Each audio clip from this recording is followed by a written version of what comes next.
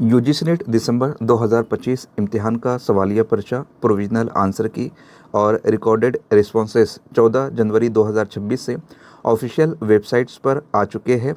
बहुत सारे स्टूडेंट्स को वेबसाइट तलाश करने में दिक्कत हो रही है।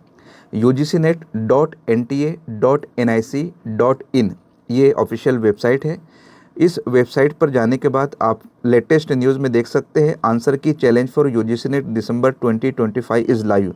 इस पर आपको क्लिक करना है। क्लिक करने के बाद नीचे जो रेड लाइन आपको नज़र आ रही है आंसर की चैलेंज फॉर यूजीसी नेट दिसंबर 2025, इस पर आपने क्लिक करना है। क्लिक करने के बाद एप्लीकेशन नंबर आपके पास जो मौजूद है वो आपको लिखना है।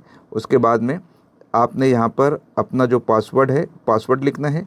कैप्चा आपको जो नज़र आ रहा है वो कैप्चा आपने यहाँ पर तहरीर करना है। उसके बाद लॉगिन पर आपने क्लिक करना है। लॉगिन पर क्लिक करने के बाद यहाँ पर आपको जो है मुकम्मल पेपर और पूरी तफसीलात नज़र आ जाएंगी। इस तरीके से आप जो है लॉगिन कर सकते हैं।